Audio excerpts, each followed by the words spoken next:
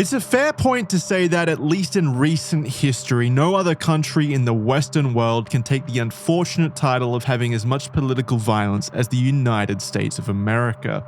Assassinations, both successful and unsuccessful, have been recorded in the States from as early as the 19th century, with notable mentions given to President Abraham Lincoln, President John F. Kennedy, civil rights activist Martin Luther King Jr., and even recently 2 attempted assassinations of President Donald Trump. Who would have guessed that would have happened? These acts of political violence have seemingly become a norm in the USA, particularly in recent years, with the population becoming more polarized by the day.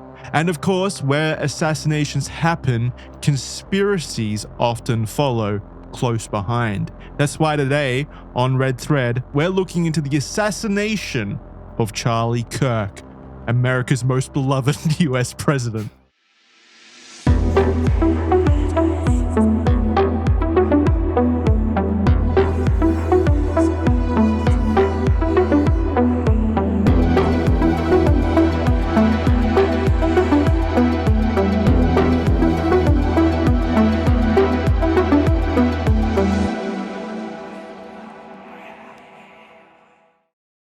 Welcome everyone to Red Thread, a very interesting episode we got on the docket today. I'm very pleased to have the most preeminent expert on political violence in Australia joining us for this week's episode. Say hello, Kira. Hello. I'm telling you, she's an assassin. We got to be careful of her. If any Australian Prime Minister steps out of line, she's first on the shooting block. Right there. No, we're actual expert From on the political... University of Life, and life-related health goods as well. Mm-hmm. She is entrepreneur / professor Kira. Yep, it's an absolute pleasure to have you here, and thank you so much for talking about this. Now, the first question obviously is it true that Charlie was in fact a president of the United States, as Jackson suggested in the first place? Absolutely. That's who we voted for, at least. See, Wikipedia said otherwise, but that's why you can't trust it, can you? Can't trust Wikipedia. We're already in severe. We're already out of our depth talking about an American. When this might surprise listeners, but we are not American. None of us here are American. Not a single drop of American patriotic blood runs through our veins. We are Australian. If you don't know us, hello. It's from the land down under. This show has always been that way, believe it or not. So we're stepping out of our comfort zone yet again. But I mean, it's the Western world, really. Like all of us hear about American bullshit through pretty much every second of our day-to-day lives. Like there's not an event that we don't hear about, unfortunately. So we're going to add to that. It's about time. I think that there's, like if there's one thing that has not been discussed enough in the past 10 years, it's American politics, and it's time to shine a light on that. Yeah, it's finally time for us to weigh in on it. People have been waiting. We can't stay silent a minute longer. This has been as a result of huge demand. Yeah, the Americans can step back. It's time for us to take control on this and finally sort out once and for all. Did Israel kill Charlie Kirk? We'll find out in today's episode. Already.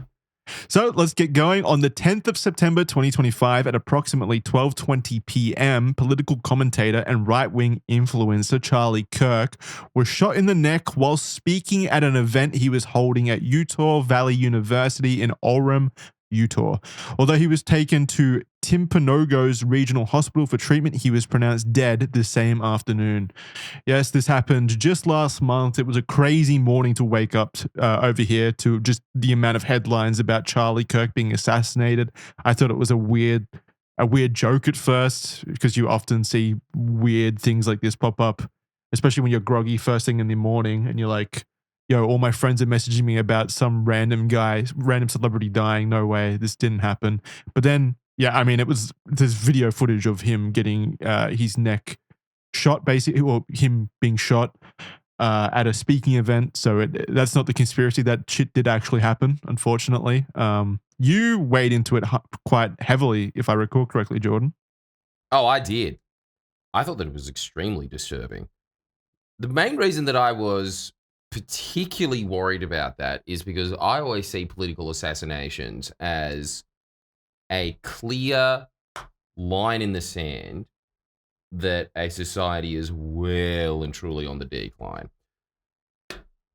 More so the reaction to it, right? More so the and reaction to things like that occurring. It's like a real temperature check moment where if you see a large contingent of people celebrating political assassinations, I think that's when you can kind of go, damn, maybe something is fundamentally wrong with the psyche of a nation right now. Yeah, that's definitely true. The other thing that it starts happening, I think, is that it really starts hemorrhaging the ability of the democratic process to function properly. I'll never forget this. I know it well because Ali from the other podcast that I do is Pakistani. And there is that Vice Pakistan documentary where they've got this guy, and he is a dodgy politician over there. But the thing is that he represents an area that is ghetto AF. Pakistan ghetto, not your America ghetto. Damn. And yeah. And he's there, and they have to have all of these cameras because he hasn't stepped foot in his electorate once the entire time because it's so dangerous. And all the cameras are there to show that he is getting a mango lassi. And there's a close-up of him really nervously sipping out of the mango lassi. And then all the camera guys go, okay, we've got it, get out, go, go, go, go. And then he gets back into the van, and he's a fat guy, and he's running into the van. And then he's just out again. And so even the publicity stunts in this place in Pakistan are some of the most dangerous moments of these politicians' lives. Yeah, because political assassinations are part of their democracy. That is an accepted, it's kind of a campaign tool almost. It's like door knocking or putting up banners. If you think that your opponent is going to win, you can shoot him. It seems to be fair game over there. Very, very common. And it's undeniable that America is experiencing an increase in political violence. Which is really, really disturbing. I'm telling you, this is not a path that you want your democracy to go down. Because the other thing is, it kind of just stays there at that point. Once it's damaged to that level, well, everything becomes sort of Crips and Bloods, but in the Washington sphere. Yeah. It's really degenerative. It seems like the kind of thing that another genie that can't be put back in the bottle once those kinds of things start happening, because you've kind of got generational grudge matches going on then from that point on between political allegiances. So probably not the smartest. There are some like civil sensibilities that should be adhered to in the democratic process. And killing your opponent or your detractors is probably not one of those things that should be crossed. I can't believe that's a controversial statement, but it seems like it is now. Isn't that remarkable that in the United States now, that is a controversial statement? Yeah, it's kind of terrifying. I'm telling you now, it's another reason that I like bragging about how awesome Australia is to Americans. So much. It's just the first time. Our entire existence, anytime I've ever mentioned that I'm from Australia, the only response I get back is, have you seen a kangaroo? Like there's always been this, yes, that's nice. Oh no. Americans come from this little like place that may or may not exist, this sort of desert Narnia. But in this day and age, it's like, well, look who's come crawling back. But you never were crawling. I always get, because I know a lot of like very fervent American lovers. Of course, our audience is predominantly American, so I'm sure there's a lot of them right now. And I do love Americans individually, but a lot of them seem to think that Australia is a very oppressive nanny state where we're not allowed to do anything. And to some degree, a lot of that stuff is true. Like you went through your own defamation lawsuit case and things like that. I'm sure you know firsthand how oppressive the government can be, or our legal framework can be, for sure. But I would take that in a minute over the situation that is brewing over in America. I'm sorry, guys, but yeah, it doesn't seem too great in America currently. No.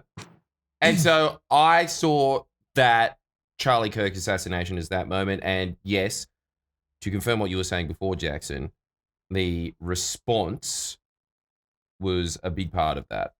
And people say, well, there was also Democrats that were killed and nobody cares about them. That's true. The problem is that Charlie Kirk was such a preeminent figure. He was his wake or funeral or whatever it was rivaled that of Michael Jackson's. He was huge. And so these Democratic senators, I guess, were half a day of news and then things moved on. But because he was such a large public figure, you could really gauge the response from the public in it. And then you could only guess that, I'm guessing that there was a lot of people that were happy that those two Democratic politicians from Maine or wherever they were from, people were glad that they were killed. I mean, it doesn't matter to me, like how the media grabs onto certain things or whether or not people are like eminent enough to be noteworthy when that kind of stuff happens, regardless of, it shouldn't even be a political thing. Ironically, political violence should be, admonished equally from every single person, because it is a threat to how we live our day-to-day lives under a democratic system. So it literally will destroy society. That seems like hyperbole, but I really don't think it is, if that kind of thing starts to become more and more acceptable in the public psyche. I think that is a enormous issue. Although, having said that, we should clarify. We should do our due diligence here and clarify our biases. We are obviously very inherently biased here, as Jordan was a victim of political violence to a degree. So we come in with biased perspective. Maybe political violence is actually awesome. And we just don't know. Yeah, I personally don't think it is. Maybe Jordan's a giant pussy. Maybe he didn't understand. Yeah. Whereas, it's up for debate. Let's put it that way. We could be wrong. Maybe we just haven't had enough political violence. We'll let you be the final say on it. Especially saying this is your country, but this is our 2 cents. Yeah. From the red thread angle. A very safe angle. Political violence is bad. Anyway. To briefly explain who Charlie Kirk was for those out of the loop, he was a conservative political activist and a leading figure of the MAGA movement. No clue what that is. He was a friend to Donald Trump and connected well with the conservative youth of the United States. He was also a co-founder of the conservative organization Turning Point USA at the age of 18, which he was on tour with at the time of his death. He was killed at just 31 years of age. I always thought he was younger than that for some reason. He was perpetually in his early 20s for me. Whenever I would see him, I thought he was like I thought that was his whole angle. He was like a young conservative, which I guess 31 still is. He still is. Most conservatives are in their 70s. He's still a young blood. But still, I thought he was younger. Anyway, authorities have identified the shooter as Tyler Robinson, a 22-year-old male who had reportedly only become politically active in the last year or so. Over that time, it's understood that he engaged with increasingly progressive and left-leaning opinions, and according to some, became radicalized by his online circles, although his true political ideology and worldview is still hazy at best and yet to be fully understood. Clearly, to murder someone who Robinson claimed was spouting hatred is an extreme reaction. However, some people doubt that this is the full story. As conspiracy theories are always a point of hot discussion, which has been only amplified by the age of social media, FBI Director Kash Patel announced that, quote, every possibility relating to Kirk's assassination is being investigated, but I will caveat that by saying these are the same people who were allegedly investigating the Epstein files for all the good that has done. So just keep that in mind. It is a really when it comes to conspiracies. Country, isn't it? I know. Kash Patel being the FBI director. It is honestly like Jackson at the beginning of this saying, we are going to weigh in on this and get the final answer. But when Jackson is saying it's a joke, Kash Patel is us. Kash Patel is a podcaster who is the director of the FBI. I mean, isn't literally one of them a actual previous I think multiple of them are actually. The deputy is Don Bongino or whatever the fuck his name is. Sounds like a made-up carnival character. Yeah. He does. He sounds like a character in that runs a haunted ride in a circus. Yeah, I was going to say circus, like a circus ringleader kind of guy. Don Bongino, whatever the fuck his name is. Anyway. Bongino. I don't know his name. That's a topic for another episode. And then there's the other one, right? There's the head of their fucking Department of War now, because it's been upgraded from Department of Defense. They're on the they're on the aggression now. Very cool. What's his name? Fucking the Fox News host? Yes, yeah. He was a previous host. Can't remember his name either. Yeah, I don't remember it, but yeah. I suppose he was in the position to call all the other generals fat. He does seem pretty fit. And regardless, that what you want that's who's investigating this stuff now is a bunch of people that I don't trust. So we'll see. Or at the very least, I feel like there was people that were probably more qualified to be the director of the FBI, such as people who have been in the FBI apparatus for their entire life. I mean, you can't even, like the government doesn't even have a foot to stand on now when they claim that things are conspiracy theories, when you put literal conspiracy theorists at the helm. Like, these are people that have made careers out of talking about conspiracy theories and pushing conspiracy theories on whatever platforms that they've previously been on. It's like, so you're adding fuel to the fire now to the public perception that, hey, maybe everything is a conspiracy theory. It's totally the snake eating itself, isn't it? Yeah, it's what is it? Ouroboros? Ouroboros? Ouroboros? It's an Ouroboros of government institutions. Yeah. Pretty remarkable. It's interesting. Cool dynamic. All right, so for the sake of clarity and context, let's actually, real quick, talking about an Ouroboros of snake-eating snake, let's have an ad leading into another ad. Over to the sponsorships. Guys, it's 2025. Those days of only going to the doctor for emergencies are over. No more waiting until night sweats turn into all-day sweats. Walking it off for 6 months. Does that remind you of anyone? Yes, that's right. I think that you've done that before. It's time to take our health seriously and get things checked out when we need them done. ZocDoc makes that easier than ever. Help you find the right doctor quickly and easily for all of your ailments, from warts to downstairs warts. ZocDoc is a free app and website where you can search and compare high-quality in-network doctors and click to instantly book an appointment. With ZocDoc, you can book in-network appointments with more than 100,000 doctors across every single speciality. We're talking mental health to dental health, primary care to urgent care, and more. You can filter for doctors who take insurance, located nearby, are a good fit for any medical need you may have, and are highly rated by verified patients. Look, I'm telling you, I think I have a third nipple. It's either that or a tumor. I should probably get that checked out with ZocDoc. Stop putting off those doctor's appointments and go to ZocDoc.com/redthread to find and instantly book a top-rated doctor today. That's ZocDoc.com/redthread, ZocDoc.com/redthread. Taking supplements is a very annoying thing. Take it from me. I used to actively loathe taking those multivitamins and supplement tablets each morning when waking up, and that's because it took too much time out of my day and it was too annoying to have to do each morning. That's why AG1 is one of the most fantastic inventions known to mankind, and why we appreciate them sponsoring these episodes so much, because they make taking supplements as easy as possible. You just pour a little bit into water each morning, stir it around, and gulp that stuff down, and that's it. That's literally it. It takes 2 seconds. It doesn't taste bad at all. It tastes good even. I highly recommend it due to that fact alone. You're getting important things into your body that you just generally benefit you. And I've noticed a change in my daily routine, really. When I wake up, I feel better already after having taken that, because it's a positive mindset, really. Like, I'm putting myself into the right mindset for the rest of the day. And now it's not just the morning that AG1 is seeking to take care of as well. It's also your nighttime routine. Introducing AGZ. What is AGZ? Well, it's their sleep supplement that includes both Mag10 magnesium L-threonate and saffron, 2 high-quality ingredients at amounts that, supported by research, together support the body's need to calm and ease yourself into sleep. That's right.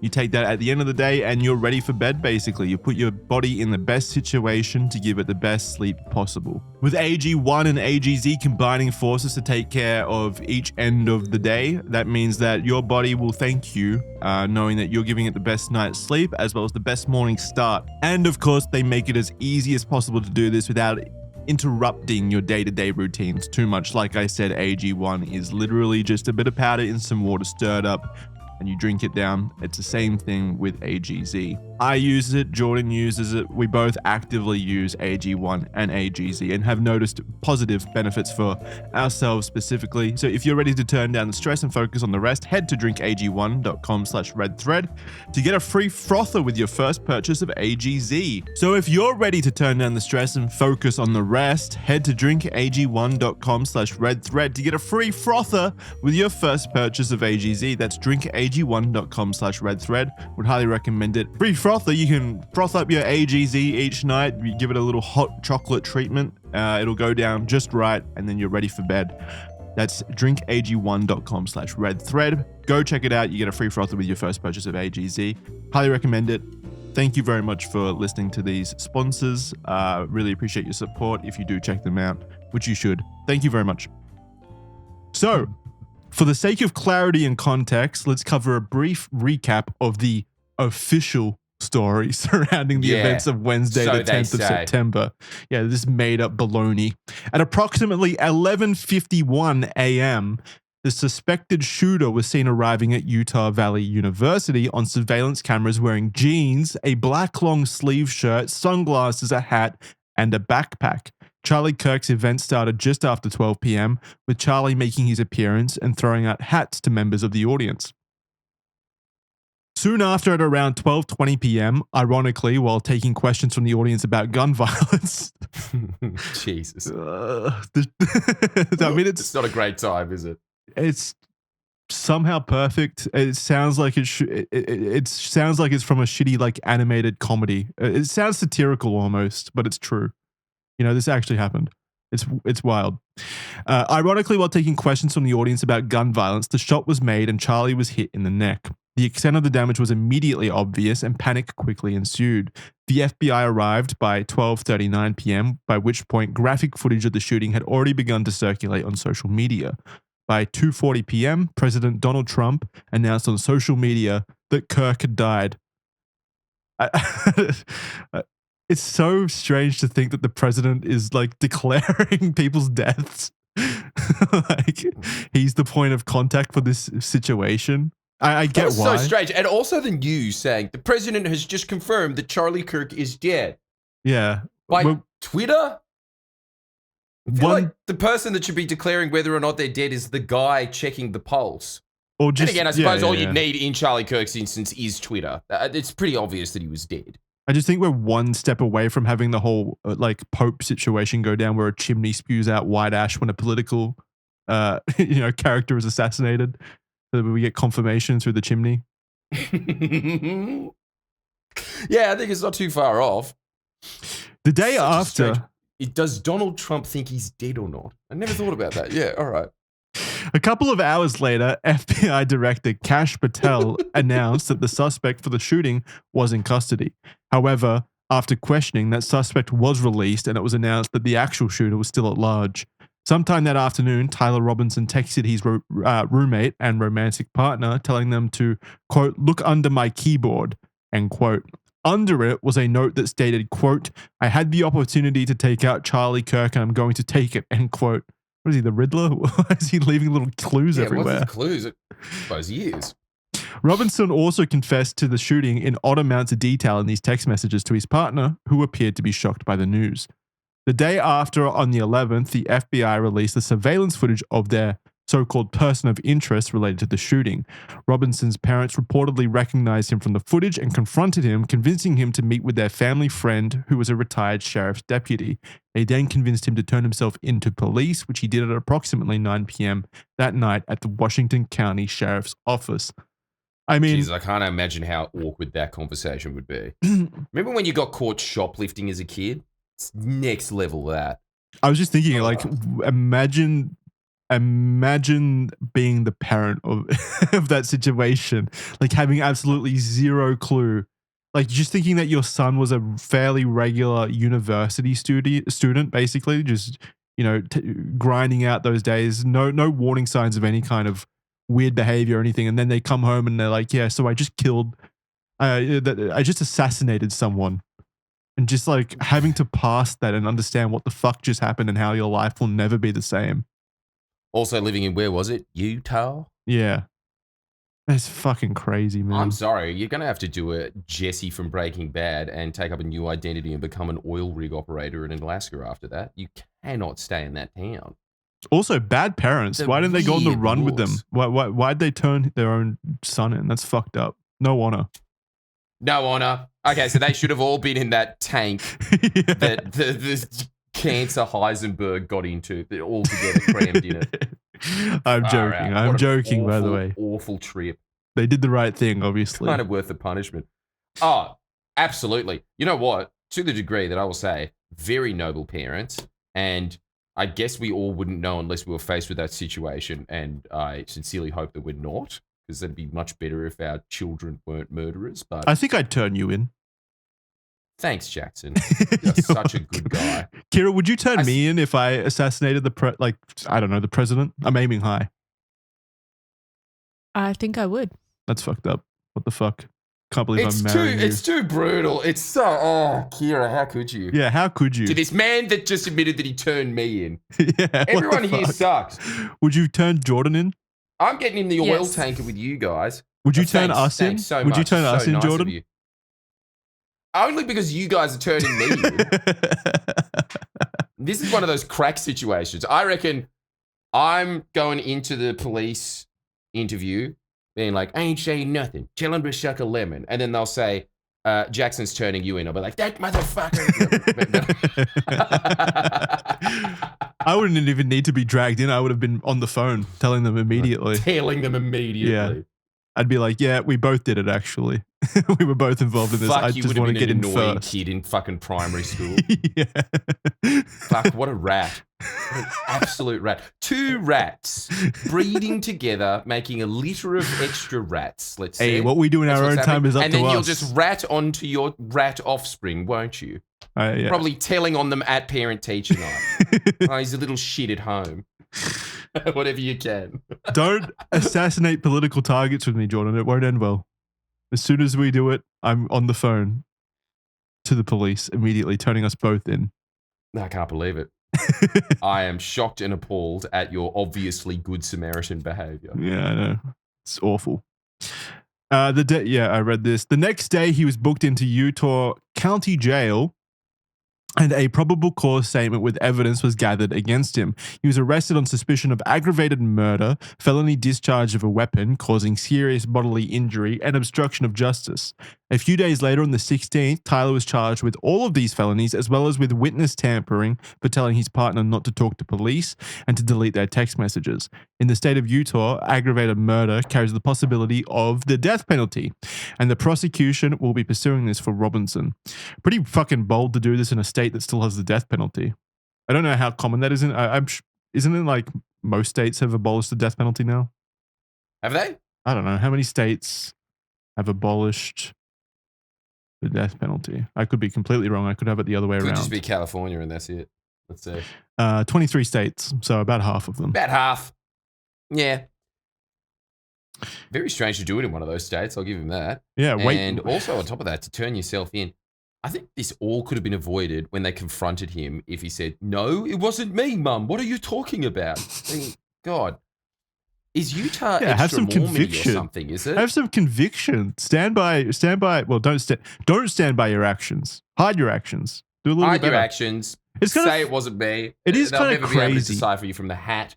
It is kind of crazy to go through all this effort to assassinate someone and then leave little post-it notes under your keyboard admitting to it. Like, surely he was talking about like wanting to take it to his grave. Surely you would do a little bit better. I guess that's what happens when criminal masterminds meet Gen Z attention spans. Oh, yeah. And need to brag about everything online. Typical Gen Z work ethic, giving up immediately. Everyone is getting lazier, aren't they? The criminals, the cops. It's kind of actually making a better society in a way because it's making easier criminals to catch. This crippling guilt, I've been living with it for 12 hours. It's too much. I'm turning myself in. Dude, imagine the post-nut clarity from this action, basically immediately understanding that you've ruined the rest of your life. There's no way to go back. I do not know how you could reach that decision. It's so definitive. Yeah. And surely I'm imagining all American high school is learning about people that have shot presidents in the past and what happened to them. Yeah, and nothing thinking, good. Nah, I reckon I'm smarter. I reckon I could do it. Me, personally. And then giving up within 12 hours again. Yeah, it's crazy. Yeah. No, it turns out it's harder than it looks. But anyway, the official story is not what we're here to chat about today. Today, we're going to take a look at some of the most common conspiracy theories surrounding Kirk's death, what evidence there may be for them to be true, and how likely they may actually be. Let's start by taking a look at the one that might be the most likely, depending on who you ask, and this is the perfect distraction. So to say that Trump has been under heavy international scrutiny over the last few months, or really the last, Decade, yeah, 10 years. Well, Jesus, 2016 was, about 10 years ago. Oh my God. Yeah. Even from his own camp of devout MAGA followers is an understatement. His handling or mishandling of the Gaza conflict has been enough of a global outcry on its own, but it's Trump's personal involvement with deceased sex trafficker Jeffrey Epstein that has him more rattled than anything. Both the public's formidable and persisting interrogation of the pair's friendship, which you can check out our Red Thread series on. I'm pretty sure that is what broke the news, Red Thread, that episode. Before that, Jeffrey Epstein wasn't even known about. No one knew about him until that episode of Red Thread. So you can go listen to that to find out exactly why Trump is rattled. He did listen to that episode. It's been confirmed. This is an important show, isn't it? Saving American democracy, breaking Jeffrey Epstein. It's all us. And frankly, these were just two things that we've done. Just an average Saturday for us. Yeah, just a few months. I think it was a few months ago that we broke the news about the Unabomber too, which is pretty wild. We've hit them all. We've hit all the big topics. He got away with it for a long time. Guys, that was back in the 70s. Yeah. We're doing cold cases here. What are you doing with your life? Yeah, come on. Yeah. Give us some credit. Step your game up, especially you, Tyler Robinson. Take action. Both the public's formidable and persisting interrogation of the pair's friendship, coupled with extensive media coverage, has worn Trump down so much that he's even turned against his own supporters, calling them stupid and weaklings in moments of stress. The first long-promised release of the Epstein files turned into an overwhelmingly disappointing failure. This was largely due to the fact that it was a second issue of information already publicly available, and the alleged client list, alongside other evidence that was sitting on Attorney General Pam Bondi's desk, supposedly became non-existent overnight. Compounded by a newly discovered crude birthday letter from Trump to Epstein. I don't remember, did we talk about that? Or was that after? I think that was after our episode, wasn't it? I think so too. Yeah, interesting. Basically, Trump received there's evidence to suggest that Trump sent a birthday letter to Epstein that basically insinuated dirty secrets that they both shared together, and there was a caricature of a beautiful busty woman on the letter, and Donald Trump's signature on it was actually that woman's pubic hair. The pubes. So very artistic. I don't know why he wanted to be the pubes. Why wouldn't you? That? Why wouldn't what? You want to be the pubes? Hell yeah! Why wouldn't you? Just so you can be next to a vagina all the time. It's kind of a bit of a trade-off, though, isn't it? Being sweaty, crab riddled. Crab riddled? Who are you hanging out with? What the fuck? You exclusively get all your dates from like a underpass? What is this? Why do you associate that so heavily with dirty, swampy, crab-infested pubes? You got to do some self-analysis. I think that's what I'm doing, actually. Instead of going on Hinge, I'm going on Hitch Bridges. Let me tell you the women have a lot of crabs. I'm very intimate with that. So you want to be pubes? No, I mean... Nah, that's what you said. Oh, yeah. Okay, whatever. I want to be pubes. Fuck it. I'll own it. I want to know your words, I'll own Jackson. It. If I could transform into anything, it would be pubes. You dirty dog, you. Not even attached to a woman. I just want to be cognizant pubes. I just want to be pubes, just like floating in the wind, basically. As long as I'm pubes. Free as a bird. Yeah. Going where the wind takes you. All right. So you wanted to be formally attached to a woman's vagina, trimmed off as part of a hot date, and then, yay, I get to see the world. Yeah, I go on my own little adventure. That's your ideal life. The adventure of pubes. Pube Jackson. Oh man, what a life. I hope I'm like one of those really long pubes too that she's been growing out for like, I don't know, like a year. Just a forest of pubes floating in the wind. So you can furl around. Oh, you're imagining that you're all the pubes at once. Well, why would I want to be sort of one have this single displaced pube? Consciousness. Oh no! Why would I want to be one pube when I can be many? Why would you want to be many? So you want to be seeing everything that they see at once. The strength. No, it's just like well, I guess, yeah. It's a collective. I don't know how. So you're imagining a hive mind Borg where you are the controller of the pubes. Exactly. Yeah. I'm the spirit that binds them together. The spirit of pubes. Back to Charlie Kirk. Wouldn't it be great? Wouldn't it be great if that was the plot line to the movie Spirited Away? No, that and it was wouldn't. animated like as beautifully as Miyazaki does it. Yeah, just pubes. I like it. I feel like pubes are coming back. Can someone make a picture years. using that Miyazaki AI description of Jackson as pubic hairs flowing through the wind and call it Spirited Away?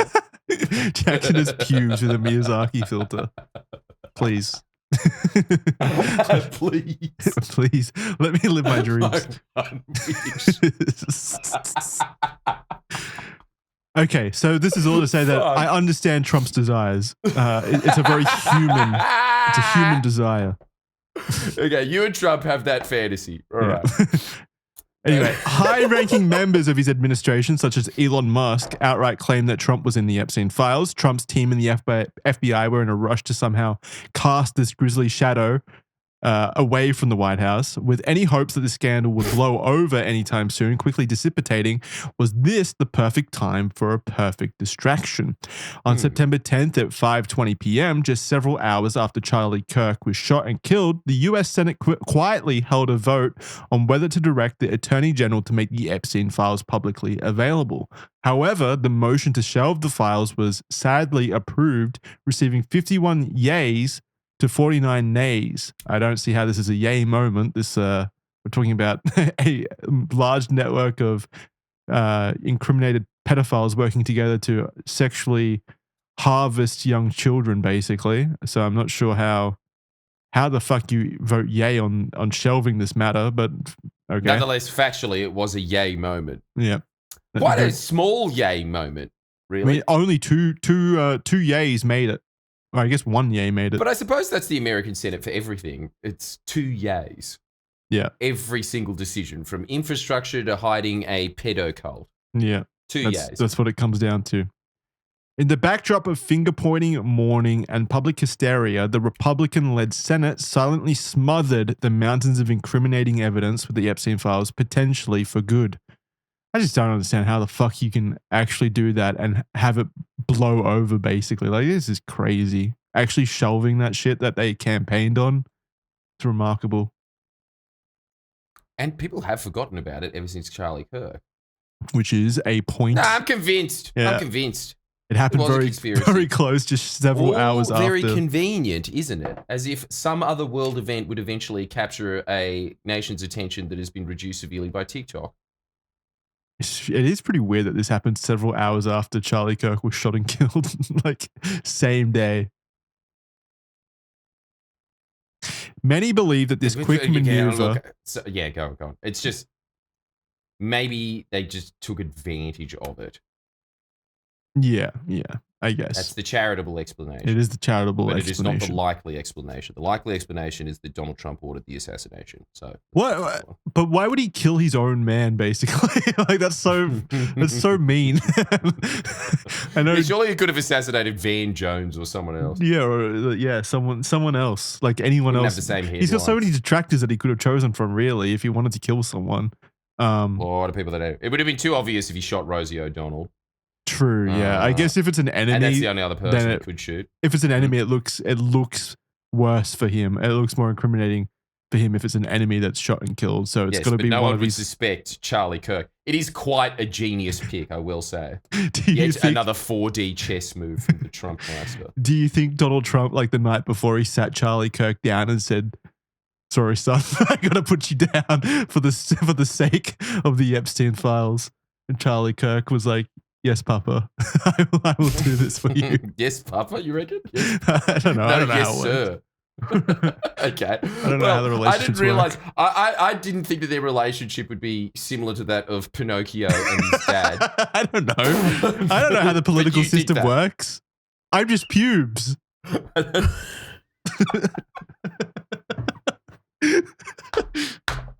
Don't ask me. I'm cognizant pubes. Yeah. Is that your excuse? Is it? That's going to be my excuse from now on for everything. I don't know who've gotten this far. God. The wind blowing is mysterious. Where was I? You are a life lesson. If you just go with the flow, everything will turn out. Many believe that this quick maneuver was a... Is this where it was? Yes, it is. Yeah. Was a blatantly obvious tactic to squash the Epstein files talk once and for all by utilizing the shocking death of a highly polarizing political figure to attract the public's attention away from the vote. Even despite Kirk's long-standing friendship with the president, is Trump enough of a megalomaniac to take out his own Republican debate lord to rid his ties to the disgraced pedophile? Well, it's also quite strange because after that, you are one down a debate lord. And who is going to take the reins of that? Who's the next that they've got in line? Ben Shapiro? Ben Shapiro, I suppose, yes. He doesn't have the same stocks anymore. What, you're going to get that guy Tim Pool? But as we've all seen from the footage, as soon as you take his beanie off, his powers completely dissipate. It's like a robot shutting down. But wait. And Charlie Kirk was like a galvanizing force for young conservatives, right? Yeah. So, yeah, it's pretty stupid. If you were move. going to do this, I would assume you'd take out one of the older conservatives who's kind of, the conservative pundits who's like kind of losing influence a bit. I don't know who that. Maybe you should have taken out Ben Shapiro. I don't know. I don't know how it works. I don't know what would be the logical choice here. It's much more shocking than taking out someone like Tucker Carlson, isn't it? Because he's young. He's got his life ahead of him. Yeah. Tucker Carlson, frankly, has given me the shits ever since he stopped wearing a bow tie. And I really think that he should go back to that. Well, also, why would you need, if you're trying to assassinate, like, just shooting him through the leg or something, I would assume would have the same effect. You don't need to kill the guy if he's your friend.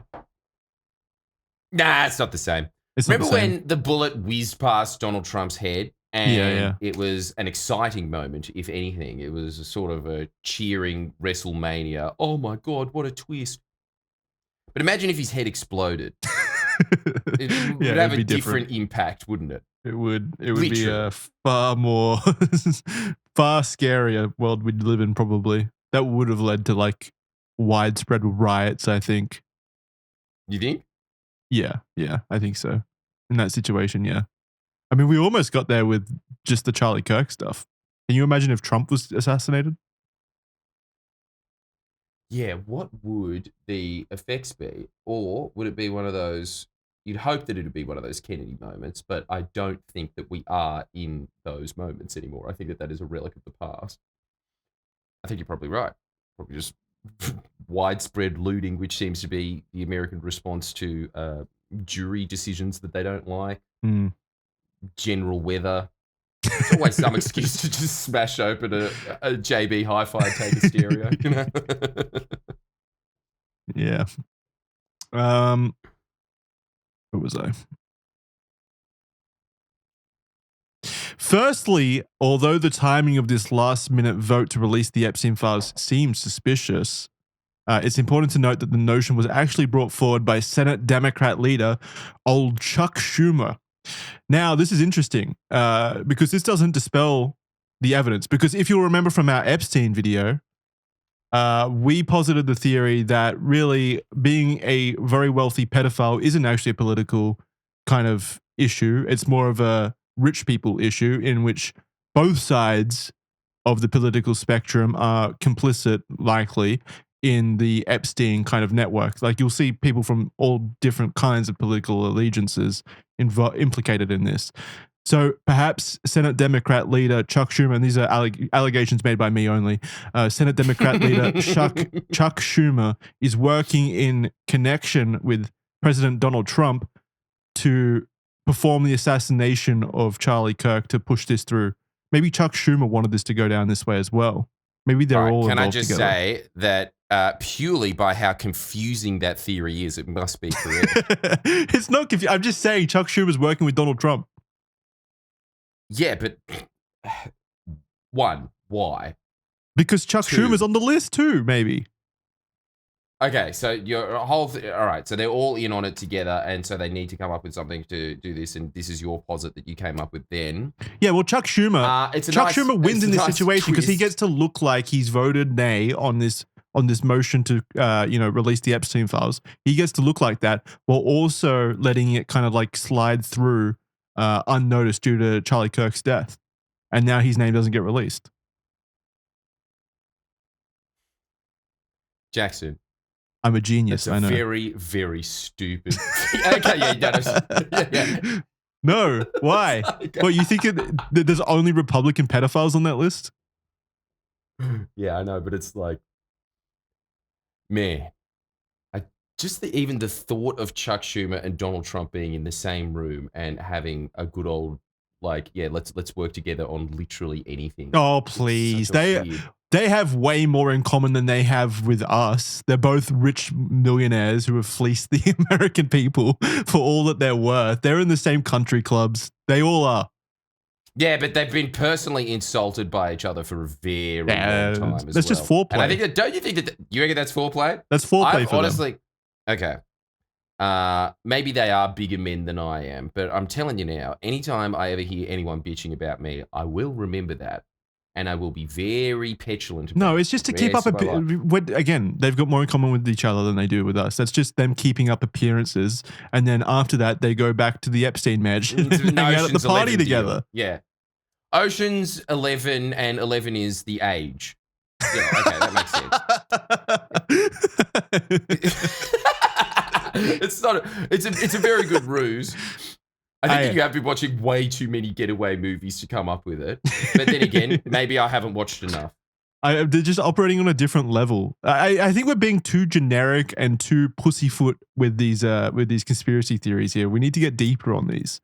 And I think the conspiracy theory that Schumer is working with Donald Trump is credible. I think we need to explore that a little bit, maybe.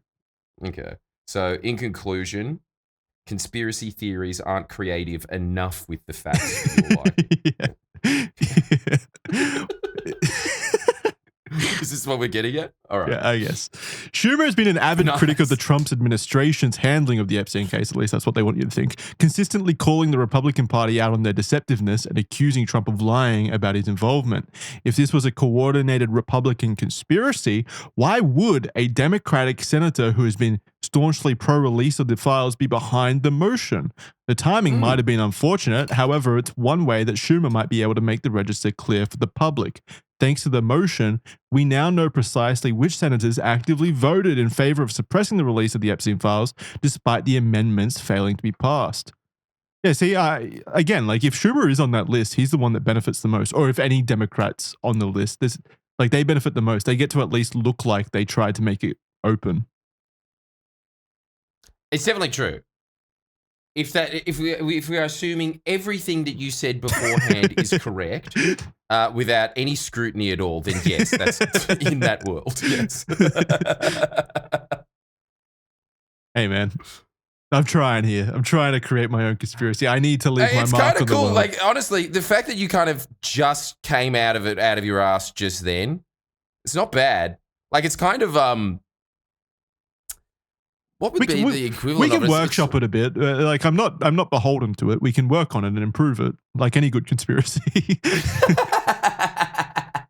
Yeah, it's the improv jazz of conspiracy. It's not bad.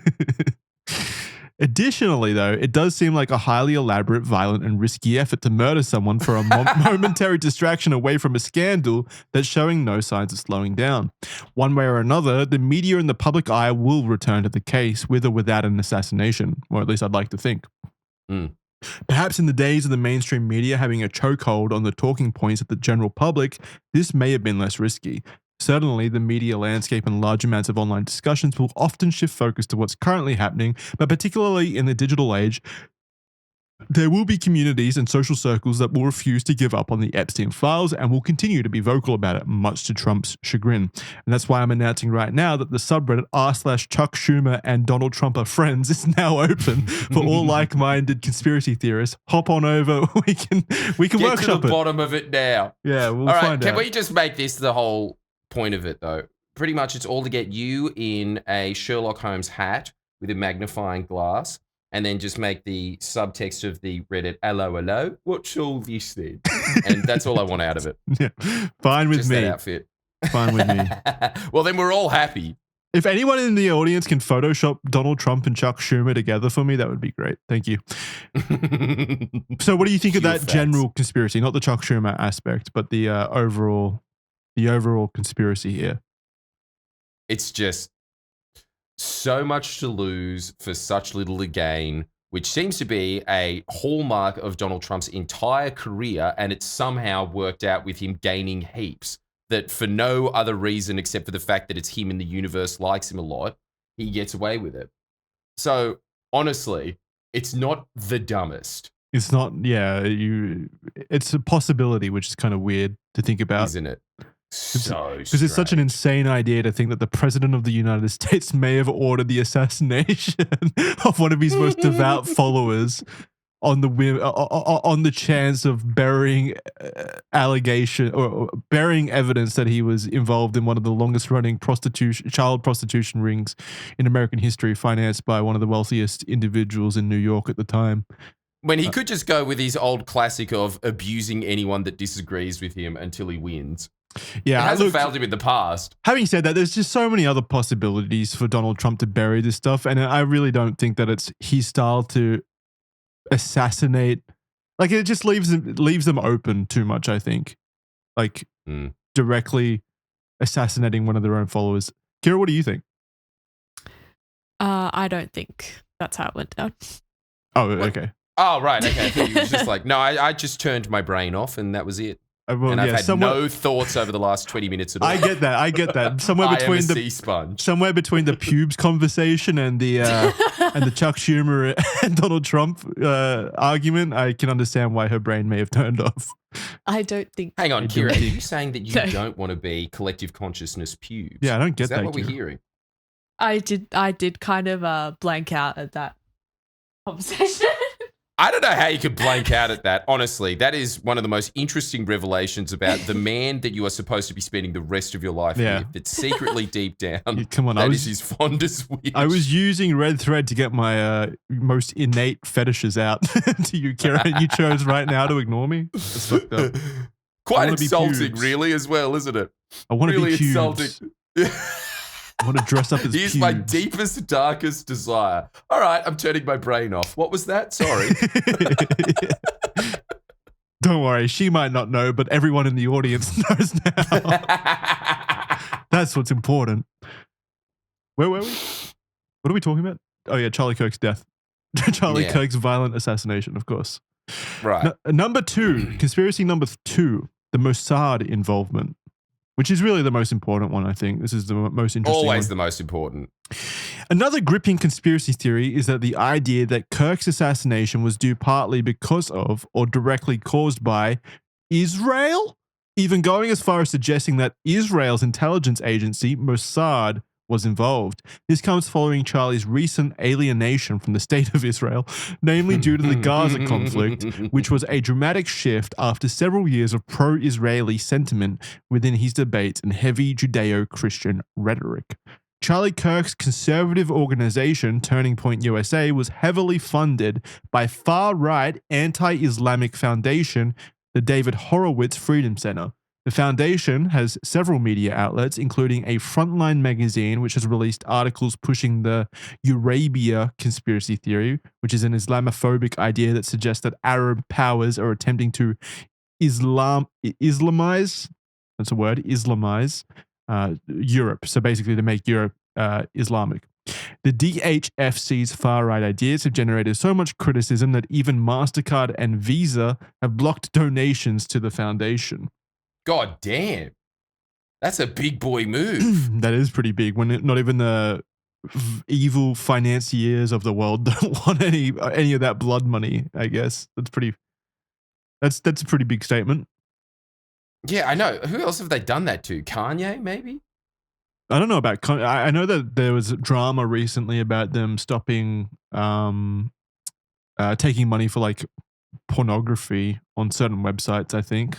Like on Steam, I think they've stopped accepting porn games, basically, like accepting money for that or something like that. How are the porn peddlers supposed to make any money now? Yeah, the honest, Their hardworking audience is porn way too peddlers. self-conscious to go out to. It's not like the 80s. You're not going to go to a sex shop anymore for these pornography games that you can get on your mobile, like we used to in the 80s. You're not going to be doing that. For years, pro-Israel and Zionist lobbyists such as the DHFC have propped up and fast-tracked Kirk's political career. One source even claims that Netanyahu, that's the leader of Israel for people that don't know, Netanyahu's team doesn't know that. Kirk. I suppose the Nelk podcast didn't, so maybe you do need to say that. I only know him by his first name. I only know BB. Yeah, or his nickname, BB. Dude, you've got to say, look, regardless of your political opinions of it, greatest nickname. BB. BB. Cool.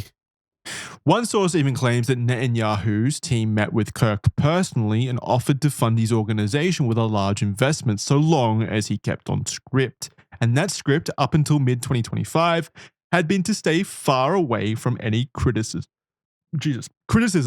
of Israel. Which they do that. I'm pretty sure that is confirmed, right? That there are Israel funded, what do you call them, lobby groups that basically do pay money to these political pundits and other organizations to stay entirely on pro-Israel messaging. You got to say, man, Israel going forward in the future, if you have conservative commentators in the United States say, no, actually, me pandering to subscriptions and being very anti-Israel is more profitable for me than getting easy, ready-made think tank money. Far out. You have well and truly lost the info war. Is that what's happening here with Charlie? He's realized, nah, my audience hates this. I'm not talking about it anymore. Yeah, I think so. I think that's definitely anti-Israel, the state, anti-Israel as in the state, rhetoric is as at the highest that it's ever been. Well, not ever been, but pretty damn high. So yeah, I could see certain conservative pundits seeing the writing on the wall basically and being like, being pro-Israel now is a detriment to their organization. So yeah, I could see that. Yeah. For years, pro-Israel and Zionist lobbyists such as the DHFC have propped up and fast-tracked Kirk's political career. One source even claimed that Netanyahu's team met with Kirk personally and offered... Wait, did I read this? Yep.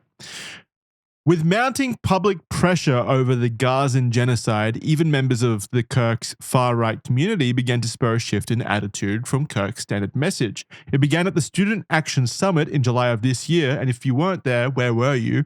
Which was organized by Turning Point USA, which hosted an array of right-leaning guests, including Tucker Carlson, not wearing a bow tie, to openly express their newly found criticism of Israel and their actions, even openly discussing the idea that Epstein was a Mossad agent. And of course, we do have a Red Thread episode on that as well. Go check that one out. Much to the audience enthusiasm, we did in fact break that news as well. That was a groundbreaking discussion made by us. Before that, no one had connected Epstein to Israel. To say, fuck, we're groundbreaking. We're really good at what we do. It's kind I know, of wild. and they had the audacity to call themselves Turning Point, eh? Yeah.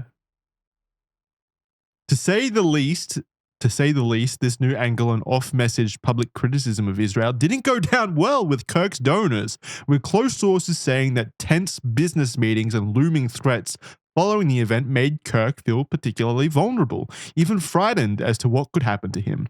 It's even been theorized that Kirk may have been wearing some kind of light body armor on the day of his assassination, based on some of the pictures taken of him at the event, which could be relevant if these meetings did happen, and Kirk did indeed turn them down. Was that a May, was it? I thought that was a definite. Sorry? I thought that he was wearing body armor, and that was that. No. No, it doesn't seem like it's definite. Okay. It's just speculation. Sorry, that's just a little tidbit that interested me. I mean, why wouldn't you be? I would be wearing body armor. Yeah, if I lived in the United States, I would be permanently wearing body armor all the time. Yeah, and also wearing some garlic just for good measure. I do that in Australia. So.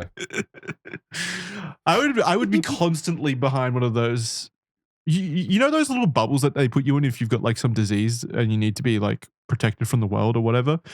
Yes, I don't know how that would help you with bullets. No, obviously not. I'm saying, would they be able to make that out of some kind of anti-bullet material? Oh, the Pope-mobile stuff? I think that exists. Yeah, wait, the Pope-mobile. Quite impractical. I think you are just looking for an excuse to be one of those bubble boys, Jackson. I want to be like anti-bulletproof. If we could work on that, that'd be great.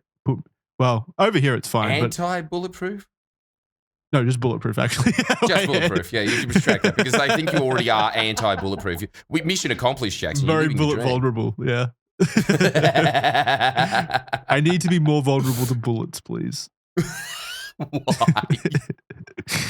What is the advantage? I want to make every shot count. All right, just because you're very pro assassins and you want to make their life easier. I don't want to disappoint them. What a guy. It would be very disappointing. Imagine if your entire life rested on you shooting someone in the head. Yeah, and then they didn't die. Well, you go to jail. Yeah, there you go. Sorry. Yeah, that's fucked up. I'd feel so bad if I was the assassination target in that situation. Oh, totally. Yeah. I feel so bad for them. But that's just because I'm an empath. Anyway, fellow right-wing commentator and close friend of Kirk's, Candace Owens, even publicly expressed her views that Israel may have had something to do with his murder, even claiming that Bill Ackman, Zionist billionaire and Israeli supporter, staged a private intervention for Kirk following the summit. Ackman, however, tried to dissuade the idea that he was influencing Kirk's expression of opinions by sharing receipts of a friendly text exchange between himself and Kirk regarding catching up for dinner, which he did do. And I read the messages and they seem kind of robotic, but fair enough. Regardless, but he describes them as friendly. Yeah. Regardless, though, Candace Owens is a bit of a controversial, figure in the political space. She's very clearly biased towards a lot of certain things, but she does kind of show some rather compelling evidence at times, particularly with the whole Israel sponsoring certain things, allegations. Theories that did she show anything compelling for this? Kira, do you know? Said that. For this whole entire topic? Yeah. Mm. Yes, I've been seeing clips of her podcasts come up on like my social media and stuff, and I think that her and Charlie Kirk were very close friends and they used to work together. I think they were almost like siblings. And so she has like pretty much been like, has devoted the past 4 weeks into researching what actually happened with Charlie Kirk's assassination. I don't know the full story of like what she's said because like I said, I've only seen clips, but she's very aggressively looking into it. And I did see one where she was like, we will get to the bottom of this and like and she's actually like at some points, I think, like actually threatened and called out like Turning Point USA and Israel and certain things and basically said like, prove that I'm lying or prove that I'm wrong. And is really calling people out. Yeah, being very aggressive about it. She's she's very, very aggressive about it. She was like that with Macron's wife as well. Like that whole thing with the allegations that Brigitte Macron is a transgender. And even with that, did she use the Charlie catchphrase of "prove me wrong"? Yeah, basically, yeah, like unironically. Prove me unironically. Yeah. Damn. Now, this is extremely ironic when we're talking about this, but that's ballsy. I cannot believe that she's going on with it. Yeah, she's basically saying you're going to have to kill me, Israel, to stop me. From saying that Macron's wife is a man. What did you say? Kira? With this, I think she is pretty much saying like, you're going to have to kill me before I stop talking. Yeah, I did see that she had posted something along the effects of, I've activated my dead man switch. I'm not suicidal. If I'm killed, then all my information is going to be released out there for all my enemies to be exposed and things like that. So she's playing hardball. I wonder what other information she has because it seems like she spills a lot of things. I mean, that's what I was thinking. I would not be asking her to keep a secret, would you? No. It's quite low on the list. Especially because she just blabbed to the whole world that Macron's wife is a man. She probably told her that in confidence. Yeah, what a bitch. Theories that Mossad had involvement in his assassination became murkier when later in September at Charlie's funeral, Tucker Carlson devised into an analogous speech about Jesus being killed for questioning the powers that be, perhaps a nod to the fact that Charlie may have been permanently silenced for deviating from the long-held pro-Israel sentiment. Or perhaps just what Tucker Carlson says all the time, which is pro-Jesus stuff. You be the judge at home. I mean, it was framed around like being killed for questioning the powers that be, though, not really a Jesus kind of. Yeah, it was tied into like Jesus speech, but it is a rather interesting analogy there that insinuates that Charlie was killed for, speaking out against the powers. I've got to say, honestly, this seems to pale in comparison in ridiculousness of your Chuck Schumer and Donald Trump are in on it. And they are as smart and wily as George Clooney and Brad Pitt's characters in movies. Well, I don't know. That seems less fantastical. You got to stop being a stick in the mud. But we don't have it's our world. We can pick and choose. We can go wild with this stuff. I think that Chuck Schumer and Donald Trump were involved in this, but then they recruited Mossad to pull off the hit. Like it can all be tied together. I can do it. I can tie it together. And I will. You can, Jackson. And you will. I mean, it explains why both of those people are very pro-Israel as well. Yes, it does explain that. And there can't be any other explanation. No other explanation. Now that Jackson has said it. I've confirmed it. With all of this said, though. Good boy. With all of this said, including what I just said, it still remains a conspiracy. Whatever I said. It still remains a conspiracy. Is true. Yeah. There's currently no concrete evidence, which is my least favorite word, to suggest that Mossad took out Charlie Kirk. Without further unhinged speculation. Wow, did this document know what I was going to be saying? Beat you to the chase. How did it predict that? Without further unhinged speculation, there will be more though, just wait. This theory doesn't explain why Tyler Robinson, with no identified links to Mossad, would commit the murder and hand himself in. And plus, Tyler Robinson isn't even a Jewish name. Or more importantly, why Mossad, a heavily resourced intelligence agency, would carry out the highly publicized assassination through the utility of a chronically online young gamer instead of just discreetly killing Kirk without the global witnesses, let alone just defunding him without the need for a bloody cleanup. Although the messages that Tyler sent following the shooting weren't the most convincing of his guilt to some. Which is where we come to number 3, the suspicious text messages. Another odd detail provided by the investigating authorities are the transcripts of text messages sent between Tyler Robinson and his roommate/partner.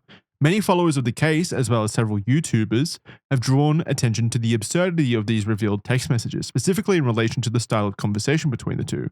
Firstly, many have noted that the text messages themselves are unusually formal, especially considering the circumstances.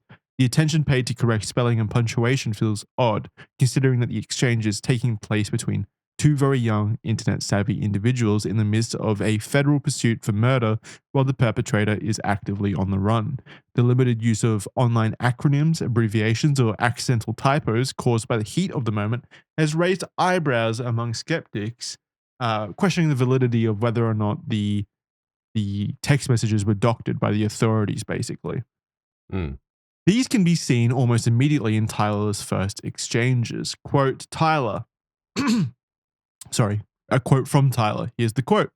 I am still okay, my love, but I'm stuck in Orem for a little while longer yet. Shouldn't be long until I can come home, but I gotta grab my rifle still. To be honest, I had hoped to keep this secret till I died of old age. I am sorry to involve you.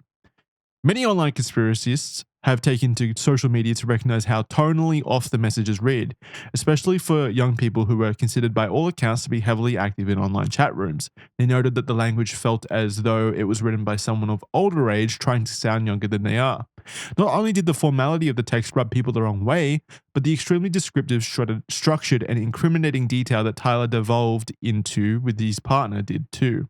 Tyler went into great lengths into how he pulled off the assassination, his escape plan, as well as his reasoning for leaving evidence at certain locations. Another quote by Tyler. If I am able to grab my rifle unseen, I will have left no evidence. Going to attempt to retrieve it again, hopefully they have moved on. I haven't seen anything about them finding it. I'm wishing I had circled back and grabbed it as soon as I got into my vehicle. As soon as I got to my vehicle. I'm worried what my old man would do if I didn't bring back Grandpa's rifle. IDEK, which stands for I don't even know. I don't even know if it had a serial number, but it wouldn't trace to me. I worry about prints. I had to leave it in a bush where I changed outfits. Didn't have the ability or time to bring it with. I might have to abandon it and hope they don't find prints. How the expletive will I explain losing it to my old man? ... Yes, that's the really big thing that you have to worry about when you are sending these messages online. Yeah. That's the real incriminating part. What will your dad think? Man, all right, I'm going to finish reading this and then I'll add my 2 cents to this, my nonsense to this. The quote continues. I'm wishing I had circled back. Wait, did I read this? Yeah, I read that. No, okay.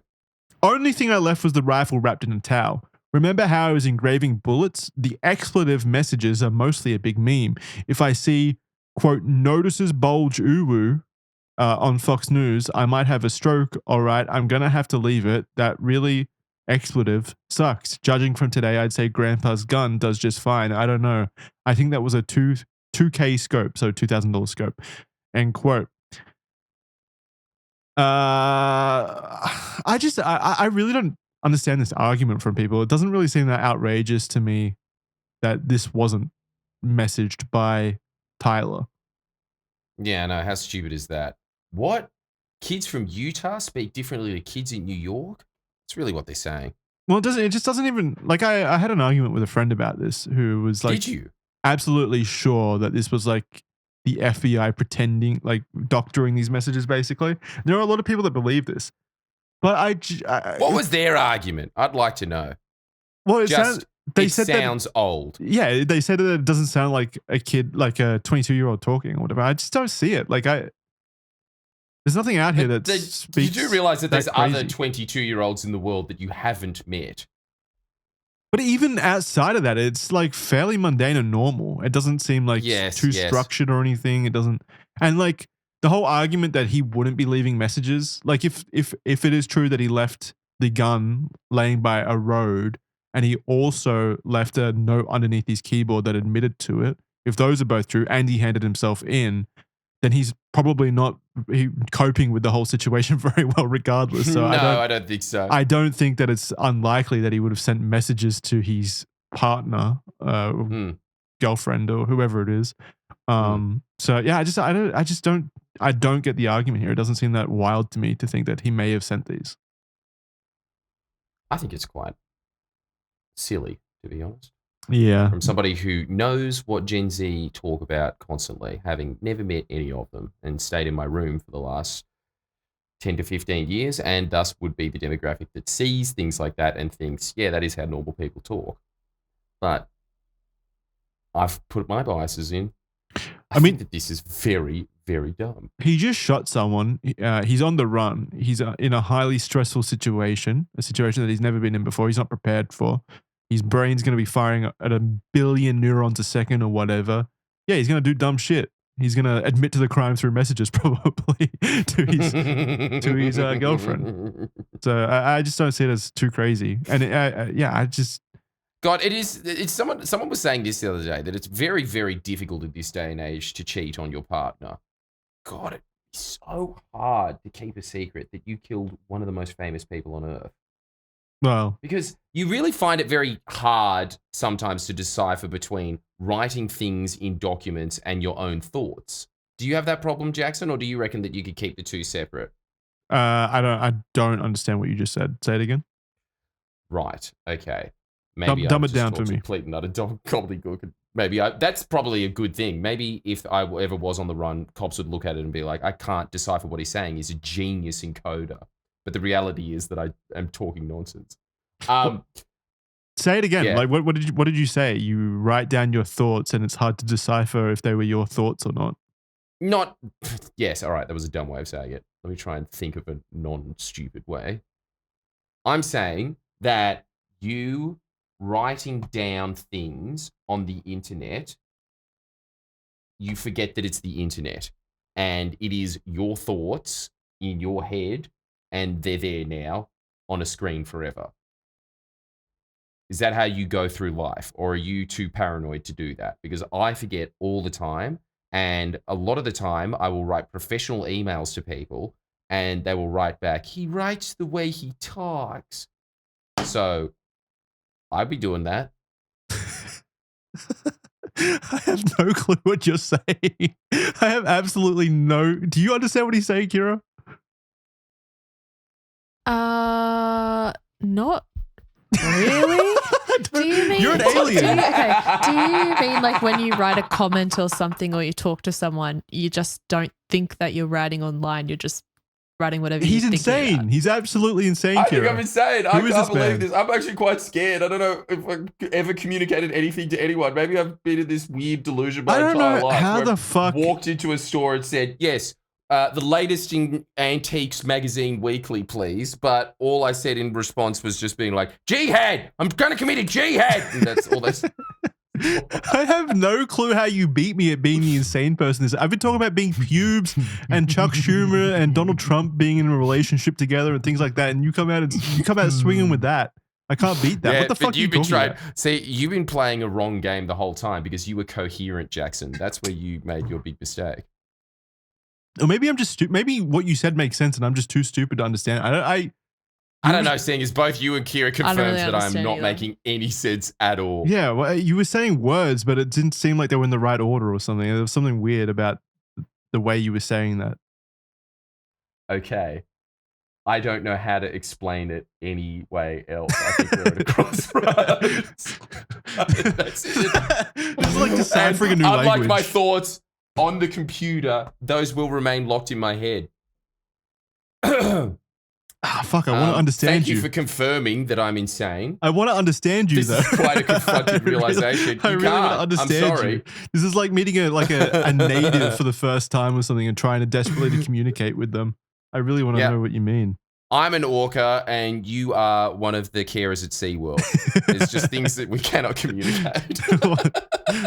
Someone in the top fucking comments decipher what he said. It was like a logic puzzle or a riddle or something. Was it? I don't know. And isn't it ironic? It's all because of how illogical it is. I don't know what you... Oh God, I'm really, for a professional communicator, I'm really bad at my job. Do you mean you're not like properly thinking through what you type? You're just typing as it comes up in your brain? No. Okay. Yeah, a combination of that. I'm saying that Good effort, my Kira. thoughts are going into the computer. That's what I'm saying. Does that make sense? Is it everybody's? Yeah, what the fuck? No one just sits there and bashes on the keyboard and something comes out and they're like, oh, yeah, that's what I was trying to do. You put in your thoughts. All right, but is there a self-editing process happening with you guys, or are you writing out what you're thinking? Well, yeah, you adjust for tone, right? Like if you're in a professional setting, you want to orchestrate your thoughts in a professional manner. If I'm typing to you, for example, I'll not use capitalization, for example, but like... I'll tell you what, this is flashing before my eyes. How many times in our text exchange does Jackson respond with, what the fuck did you just say? Yeah, maybe I should have seen this coming. On air, too. We had to do it like this, did we? You operate on such a different level to me. It's crazy. I think I'm just not operating. That's my problem. I think I'm breaking down. Someone in chat, someone in the comments will let us know what the fuck he meant. They'll bridge the gap between our two understandings. I'm sure. Yeah. Can you speak whale? Let's find out. Can you act as an interpreter between me and Jordan, please, for this one? Interpreter. All right, and please start it with what my client was trying to say is. It seems hard to believe that the perpetrator of a serious crime, especially someone who understands the permanence of digital messaging, would leave such vivid descriptions of key movements and points of evidence. It's reasonably understandable that Tyler would reach out to his significant other immediately after the stress of the incident, but laying out the specific information, that is information that only assists the investigators, to build a coherent story to incriminate you, seems counterintuitive and short-sighted for an individual who is actively evading capture, especially when he also said that he had hoped to keep this secret till he died of old age. The scrutiny of the text messages isn't necessarily a conspiracy on its own, but rather plays into other ideas that the law enforcement were covering up a larger conspiracy by fabricating the text messages. It also, basically people that believe that Tyler Robinson wasn't the murderer and that he's just a patsy. It also extends into larger questions surrounding the authorities' claims that Tyler isn't cooperating. So despite the fact that Tyler had turned himself into police, as well as outlining in damning details via text messages the key moments of his escape, how exactly is Tyler not cooperating? Well, I mean, he could do all of that, and then when he's in jail, he could then choose not to cooperate further, and then he would let his lawyers do everything, which would be, like, that's what the lawyers would suggest, and it would be the smart move, yes. It's probably the only way that he's going to avoid the death penalty, so... I mean, that's pretty straightforward, right? Surely. Seems like there's some motive there that's plausible. This could all just be chalked up to a few things. Simply, Tyler may have just had an unusually formal way of texting and conversing with people.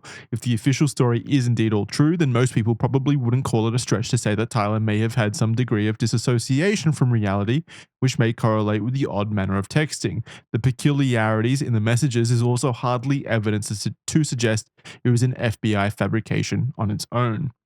As for divulging incriminating evidence over a digital trail, it's also been theorized by some that those text messages were sent in an effort to absolve his roommate or anyone else of any guilt by pretending they didn't know anything and trying to make clear that Tyler was working alone.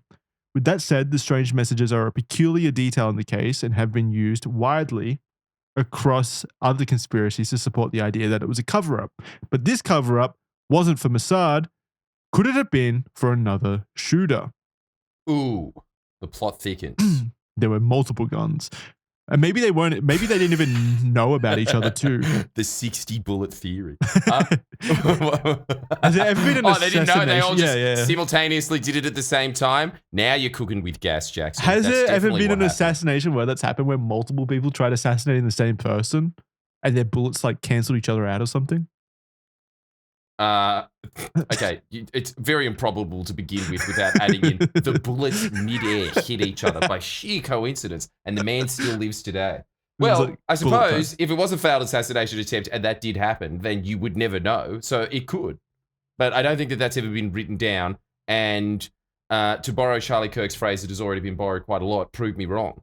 That would be so interesting. I think I've seen it in honestly like an action might even movie. beat... Yeah. Remember when that great action movie? Well, actually, no, because there's no action involved. It would be a good action of errors, I guess. I think that if that happened, that would honestly beat that frogman that got shot and died midair while jumping. Yeah, the Cryptid episode, the frogman. Yeah. If only there was watch another that shooter again, there. a classic. If only there was another shooter there to cancel out the bullet to save Frogman from getting shot in the back and paralyzed. And yet he persisted on. Well, yeah, he persisted on, but he wasn't able to hop after that day ever again. He was just limping. One of the most discussed theories surrounding Kirk's death was that Tyler Robinson wasn't the shooter at all. Rather, a second shooter was elsewhere in the crowd and made the shot. We've already discussed the odd text messages to his roommate with far too much detail, which seemed like they could have been fabricated to take the fall or throw Tyler under the bus, depending on who wrote the messages. Others online, including one Alex Jones, who have hunted with the same caliber of rifle that Robinson allegedly used, which was a, 30 caliber. It's a .30 and then a fucking -06. I don't know what that means. It could have been a fucking RPG for all I know. I don't fucking know. Yeah, I don't know. Allegedly used a .30 have said that the bullet wound Charlie Kirk sustained doesn't match up with their experience in citing much larger and more gory exit wounds. Others have also questioned whether an amateur shooter could have made that shot from 200 yards away with a poorly attached scope. Yeah, what do you reckon? What do you reckon? 200 yards. How many meters is that? I don't know. What is with all of their stupid farthings and hogs' heads? 200 meters away, we can say. It's about 182 meters. That does seem like quite a distance. Doesn't seem like that much of a distance. Then again, I know absolutely nothing about guns. So I'll take Alex Jones's word on this one. I also heard that the gun should have been more of a gory scene than what it was. I actually heard that, I don't know, the other day. It does seem weird. So you think that maybe someone else, well, the speculation there or the assumption would be that someone else shot him with a different gun closer. I don't know. I'm not sure, but it is interesting to think about. Mm. I gotta say, these are very lazy conspiracies, though, aren't they? They seem to be following a lot of the JFK assassination playbook. Yeah, I put more effort into mine. Okay. You did, actually. And you put in no effort either. So what does this say about the other ones? Another main focus surrounding this theory is that some of the other people closer to Charlie made some suspicious looking movements in the moments before the shooting. A lot of people had different theories about which person or persons this might have been, predominantly some of his staff members that surrounded him, whose odd movements some have construed as hand signals to the cyber. However, some others have also pointed out. Yep, that's finally something that we can all agree on. So everyone was in on his murder, basically. Like all of his like staff members were like signaling the sniper to take the shot down. But it wasn't. It, Jackson? It's so good.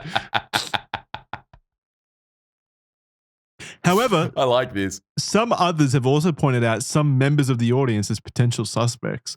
How true any of these are suddenly up for debate, though. An ex-sniper on YouTube broke down a lot of these theories and shared his opinions on the matter, dismissing many of them as unrealistic. According to him, most of the claims could be dismissed simply due to the timing of the movements in relation to the actual moment Charlie was hit, based on calculating the frames of the videos in comparison with speed that the projectile would have been traveling. The same ex-sniper also shared his thoughts that even with an incorrectly mounted scope, the shot would have still been likely for an amateur to hit. There you go. As that short amount of distance wouldn't have affected his scope zero. Messing with your scope isn't something a professional would ever do before a shot, but it's likely that an amateur would make that error. It's also possible that Robinson may have been aiming for Kirk's chest area and ended up hitting his neck as a result of the scope being poorly mounted. He also explained his experiences that new shooters often have more accuracy on their first shot than they do on subsequent shots when they're taking the time to remember the basics of aiming and so on, which further backs up that Robinson could easily have made the shot himself, even as an amateur. That's enough proof for me. That's enough proof for me that it's a doable shot. Tidbit. Yeah. All right. I am mildly intellectually stimulated, and therefore it must be true. Yeah. That's good enough. Good enough for me. He made the shot. Yeah. Yeah, I mean, yep, I agree. Addressing the hand signals supposedly being given from the man standing near Charlie, that person had actually already come forward and explained himself. That man was Dr. Frank Turek, one of Charlie Kirk's friends and mentors who spoke at his funeral.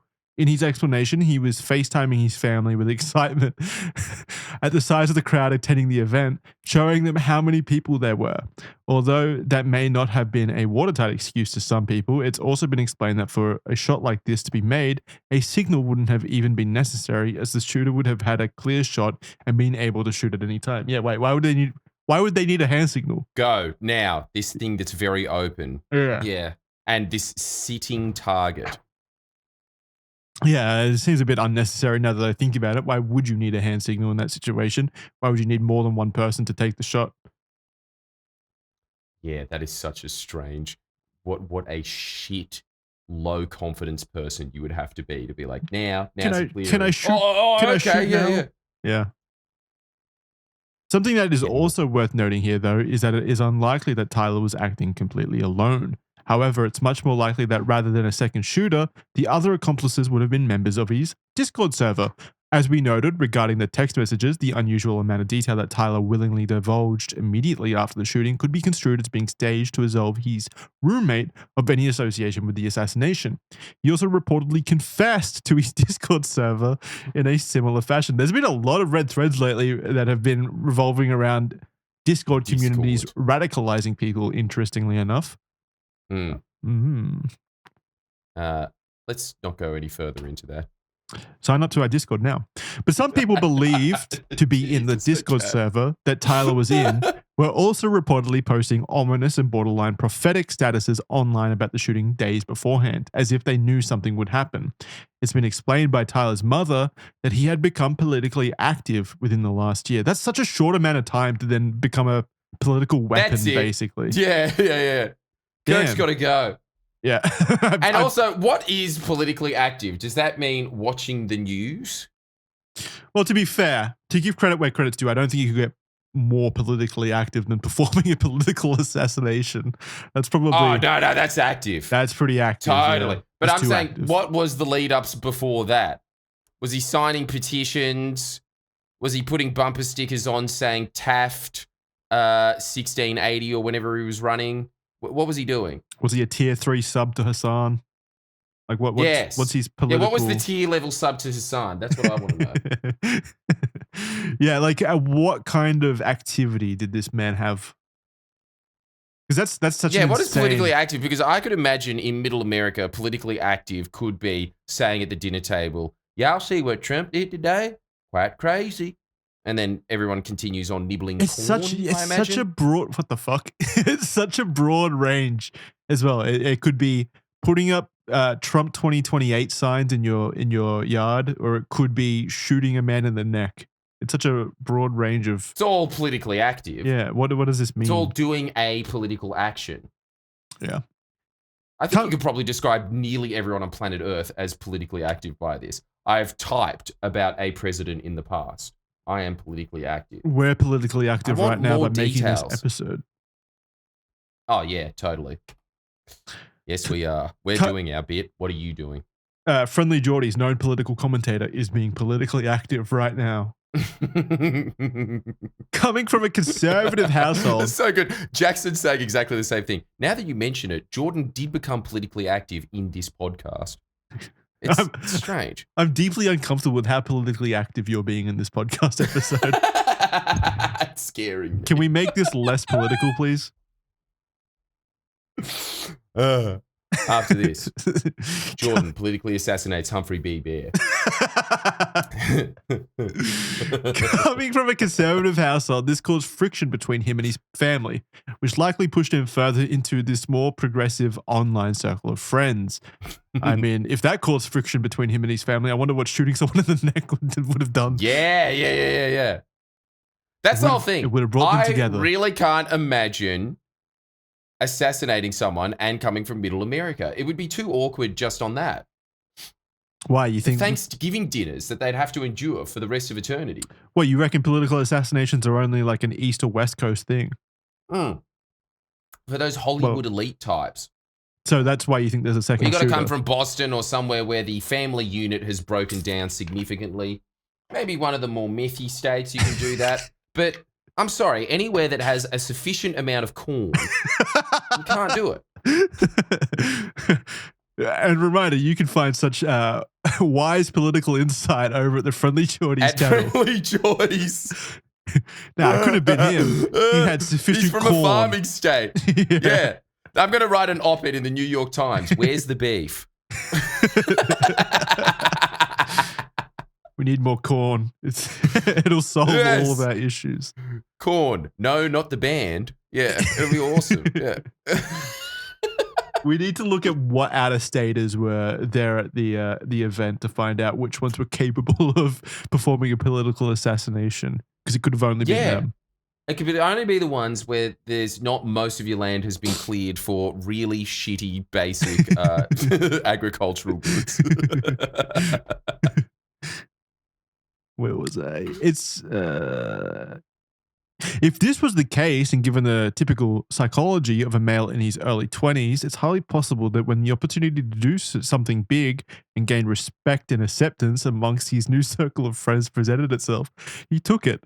But yeah, you get respect from your friends, I guess, but you're in jail for the rest of your life or killed. Is respect worth that much? Man, especially respect from like a Discord server. Oh, actually, yeah, that's pretty good. Never mind, I'm on it. Yeah, man, that's it's good pretty respect. Damn good. Yeah. Oh, man, think of the. I'm sure they'd send karma. A couple of memes about you. Yeah, the only thing better than that is Reddit karma. Oh, totally. The updates, please. us mere mortals can't hope for such things as Reddit karma. Very hard to acquire. Harder than real karma, I would say. Yep. Even if these other users weren't encouraging Tyler to take these actions, at the very least, it seems likely that they knew something about it beforehand. I believe that 100%, by the way. As if in confirmation of this, FBI Director Kash Patel has confirmed that everyone in these Discord servers is now being investigated. Yeah, I mean, this is the most likely. Anytime Kash Patel is mentioned in a sentence, it immediately devalues it, doesn't it? Yeah, I'm off it, purely because Kash Patel says that it happened. I'm still on it. Even an idiot can stumble onto correct statements every now and then. You got lucky with this one. I 100% Broken believe. Clock and all that. Yeah, it's true. I 100% believe that there's a Discord server that he was a part of that was actively... maybe not fully complicit like they were planning or anything, but there had to have been people that were aware of this. I don't see him not telling his Discord kittens this or something along those lines. Egging it on, do you reckon? Maybe not egging it on, but like even just as simple as him like telling his Discord community it as a joke, basically, like framing it as a joke. Like, I still think that there would have been discussions about this. Like, oh, yeah, someone should totally kill Charlie Kirk, winky face. Shit like that, you know? Would have absolutely been talked about. We come to number 5, the reassembling, disassembling gun theory. What is this, a transformer? Let's find out. Let's find out with a couple of other small theories. Firstly, there's been some confusion online that the specific rifle Robinson was said to have used, a Mauser 30-06, whatever. Again, Americans can fill in the gaps there. It's a .30. I think it's a 30 caliber, and I don't know what the 06 means. It's difficult to assemble and disassemble in a hurry and without the proper tools. These questions were sparked by the fact that Robinson wasn't carrying a fully assembled rifle on his person when seen on surveillance footage entering the university, and that the footage of him leaving the roof is very grainy and hard to see if he's holding an assembled rifle as he escaped. However, seeing as the rifle was found by authorities fully assembled, it's prompted some people to believe that the gun was assembled on the roof, disassembled after the shot, then reassembled before being dumped and found by authorities, despite the fact that one of his tools, a screwdriver, was left behind on the roof. This seems to be more confusion than an outright conspiracy theory in and of itself. A YouTuber by the name of Matt Kester made a detailed video addressing a lot of these questions. He showed how a Mauser rifle can actually be assembled relatively quickly with just a screwdriver broken down into just a few core pieces. The majority of these pieces probably would have been small enough to fit into Robinson's backpack that he had on, but the barrel and stock of the rifle would have been too long. Matt Kester's video shows how those pieces could have been concealed on his person, either along his side or down his back. Either way, the barrel would have been down to his leg, which could explain the awkward gait which he was seen walking beforehand. It's also unlikely that he disassembled the gun after the shot. Matt Kester also explained how the black towel could have been used to wrap the gun and essentially make it hard to spot against his person from surveillance footage. The ex-sniper who also analyzed some of those theories also noticed that he seemed to be carrying the rifle fully assembled and wrapped in a towel while jumping from the roof. These explanations seem to put a large amount of confusion around this specific question to rest. So it wasn't a transformer. That's what's important. Right. That's the big answer. Right? It wasn't an auto-transforming gun with a fully sentient. Rats. Oh, man. That's way less cool. It's a shame. We could have had a very healthy, friendly debate about whether or not the gun was an Autobot or Decepticon. But instead, we'll be now talking about the disappearing bullet theory. Hey, could Kira have that debate? Because I certainly can't. I can. Are you going to be debating with yourself? This is the true Well, now the onus is back on you when you were saying to me, I don't understand what you're saying. That's quite an insane thing to do. Well, look, I could talk about it. I could talk about the Autobots versus the Decepticons in great length and detail here, but I don't want to make this episode too political, so we will move on to the disappearing bullet theory. Well, before we get onto the magic bullet, which I knew obviously there's going to be one of those coming. Before I do, is there a case to be made that the Decepticon are misunderstood? Oh, yeah, undeniably. I cannot believe that got such a university professor of politics response. No, absolutely the case to make. I'm not a Transformers expert at all. But I think like the Decepticons are pretty much just like really generic villains. So probably not. I don't think you could probably say that they're misunderstood. I think they just want to wipe out everything. Made it very clear. Yeah. All right. Now, onto this magic bullet theory. Yeah, now we're leaving the fucking Transformers universe and we're heading over to Hogwarts now to discuss the disappearing bullet theory, find out what incantation and spell was cast on this bullet to make it disappear. Lastly, we have more confusion as to the bullet wound and what some people are calling the so-called disappearing bullet theory. There is a lot of speculation online regarding the shot and if there was an exit wound or not. This starts to get entangled with the other theories and questions that we've already mentioned, such as the second shooter theory and the lack of damage that the bullet would have likely made, which Kira was talking about briefly. The official story is that the shot hit the front of Charlie's neck and that the bullet didn't exit out the back of his neck. Where did it go? Yes. Where did it go? This was supposedly confirmed by the surgeon who tried to save Charlie's life, who apparently said that his bone density was so strong. He was like Superman. He was a hero. He was so strong and brave. What a compliment. Yeah. It'd be nice to be here that you've got very strong bone density, wouldn't it? It was the strongest bones I've ever seen. My God. Yeah, those bones are so strong. Too strong. I couldn't get in there to save his life. They were just too strong. The titanium equivalent of bone. Yeah, Is that what they're saying about him? He was Wolverine. Wow. This was supposedly confirmed by the surgeon who tried to save Charlie's life, who apparently said that his bone density was so strong that the bullet didn't exit, and that if it had, it likely would have killed anyone else standing behind him. So just another life saved by Charlie. He really is like Jesus when you think about it. The issue is that this then starts to contradict what others are saying online regarding the damage that a bullet like this would have done upon impact. As we've already mentioned, people who have used the same caliber of rifle when hunting have stated that the exit wound can often be much gorier and bloodier than Charlie Kirk's wound, which is what Killer was Killer, which is what Kira was saying before. That's a cool nickname. Killer. It's a really Aussie nickname. Yeah. Sounds like you should be part of a motorcycle club. This has then led others to believe that the shot did indeed come from behind Kirk, and that the wound on the front of his neck is in fact the exit wound from the bullet, not the entry wound.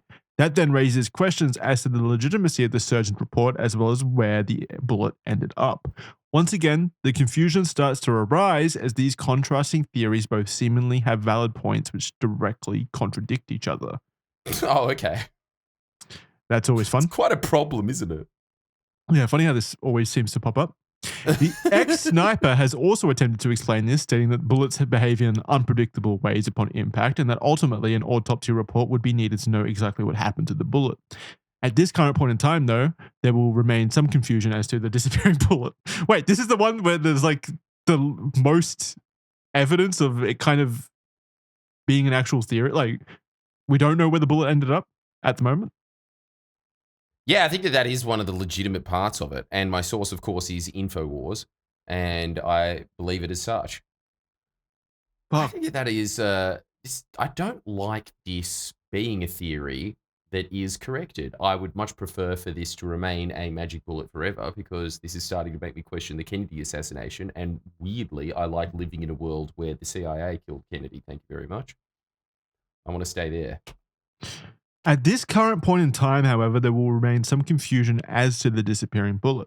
Certainly, it can at least be marked as an anomaly, given just how contradictory the different theories are of each other, as opposed to there being one clear and obvious explanation for the entry and or exit wound from the shot. Yeah, I'm not surprised that there's no exit wound necessarily, because I do know through other cases that bullets do act weird when they enter a person's body. Like they ricochet around the interior, especially if your bones are really strong. I could see how that could be a thing.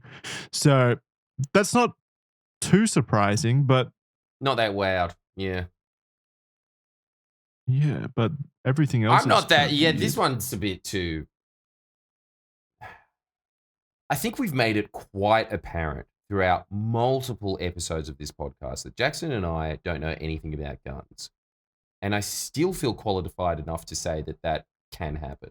So people are saying because the shot through the neck, which doesn't have an exit wound, wasn't so gory, as gory as they would expect that bullet to be capable of, then it had to have been, the bullet had to have come from the other side, and the front wound on the front of the neck was the exit wound. And then they're pointing to the fact that this isn't corroborated in the surgeon's report or the autopsy or whatever, that this is evidence that there's a cover-up because they're not talking about the back entry wound then. The back neck entry wound, which means that the shooter had to have been on the other side of the tarp shooting towards the crowd then. God, there is. Ironically, unlike in real life, a lot of holes. Yeah, I don't believe that the shot came from the other direction, considering Tyler Robinson. I like at the end of the day, I've just kind of fundamentally believed that Tyler Robinson killed Charlie Kirk, I guess.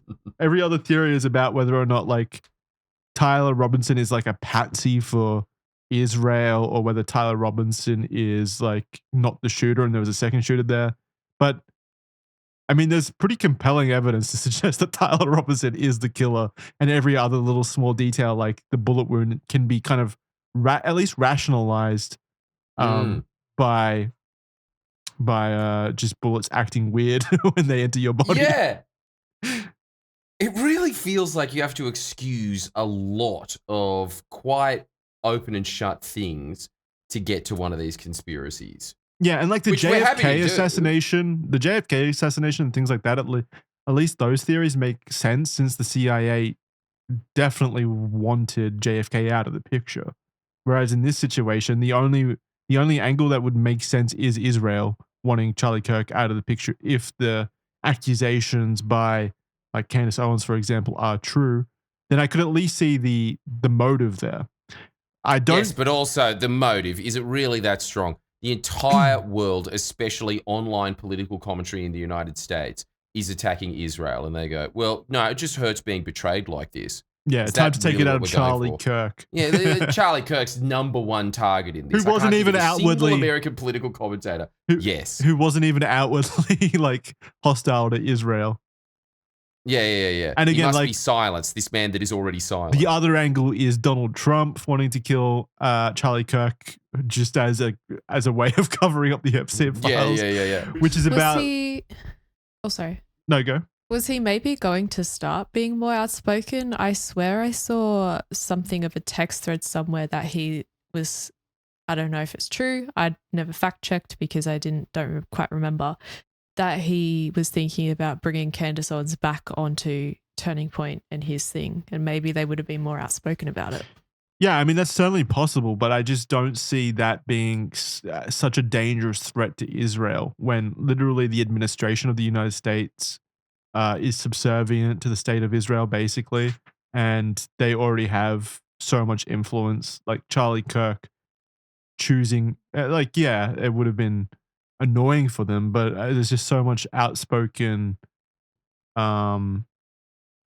condemnation of Israel basically from all over the place at the moment that I feel like it still would have been just like just such an insignificant amount to them. Waste of time. Yeah, I don't honestly. And it would have just created even more conspiracy theories against them. I'm sure they would have been aware of that, so I don't see them doing that. And I really don't think that they could have just defunded Owens. Yeah, they could have just stopped giving Charlie Kirk money, which I think they did, or certain things like that. They could have just had different ways of influencing Charlie Kirk other than shooting him in the neck. And same with the Donald Trump stuff. I think there would have been many other ways for him to bury the Epstein case that didn't involve shooting one of his most loyal followers. Probably. And most beneficial aspects of his propaganda machine, basically. Right. So I don't see the logic in either of those theories yet. Yes. Especially when Epstein, for instance, the evidence that Mossad was involved seems to be a little more involved in this one. there's not that much. It seems to be there's not that many Candace ties. Owens thinks that it happens. Well, Candace Owens did point to, of course, the Bill Ackman, the Zionist billionaire and stuff, but still, I don't see that. That's more like of a tangential relationship between Bill Ackman and Charlie Kirk, not as heavily linked as the Jeffrey Epstein and his girlfriend's / manager's father being one of the most prominent Israeli spy masters of all time, for example. Yeah. So Yeah. not as much of a link there. But I mean, it's not completely out of the realm of possibility either. It's just something where I would need to see a little bit more compelling evidence first. Yes. That would be nice. But Chuck Schumer being involved. What more evidence do you need? Yeah, what more evidence do you need other than me saying it on this Chuck podcast? Schumer knows who Donald Trump is. Very rare in 2025. I'm just saying. Need I say more? He's flying under the radar. No one's talking about it for a reason. Got to be something. Yes, but what is that reason? He was holding the rifle. That's why. He was the second shooter. Was he present for the vote? All right. Whether you believe any of these theories or not, or if you believe the official story, hey, it's a free world, goddammit. It's up to you. Either way, it's hard to argue that there isn't still a lot of ambiguity surrounding some of the details of this event at the moment. Unanswered questions remain that should be easy enough to solve in due course. But the more people delve into it and analyze the footage, the more inconsistencies and questions seem to be flagged against the official story. It looks as if the details of Charlie Kirk's assassination will continue to be a topic of debate for the foreseeable future, and only time will tell if the truth will be revealed. I mean, that's just the case with everything. What time will tell? No, that like everything, like the more you dig into everything, there's always going to be inconsistencies that are then spread. You know, like... It really is the case. And also, this is something that I've noticed when it comes to official reports. I used to always be very much duped by, it says in this report, this sentence here. And then I became an internet commentator. And I've realized that every single sentence that I've ever said has been twisted in some way by someone on either Reddit or in an attack piece or anything. There will always be someone that takes it in the exact opposite way that it was supposed to be taken and read into the meaning of it. And now I think a lot of the time when it comes to official documents explaining something, it could never be explained to a satisfactory level to people that just don't want to believe the document. Yeah, for sure. And we see that right now with the bullet wound stuff, for example. Like there are definitely... like there's no amount of reporting that'll assuage some people. I think that's it. You just a very good way to go through life, I think, is that 10% of people are going to go out of their way to rip you to shreds no matter who you are. You just have to account for that. 1 in 10. That's how high it is. All right. And really, like when you think about it, that's not that many. That's still 90% of people who won't do that. Yeah, that's a okay way of looking at it.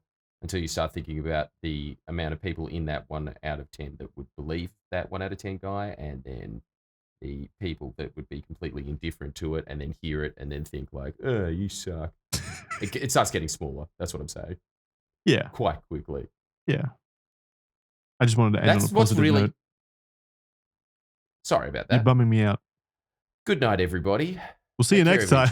We'll see you next time on Red Thread. We love you all. Yes, thank you very much for joining us. Official.men, 7-day free trial for early access to all of our shows. If you like Red Thread and all the other shows that we do, highly recommend you go check out official.men. We'll come back with something fun next week, I'm sure. So make sure you keep an eye out for that one. Chris Chan Part 3 is coming up soon.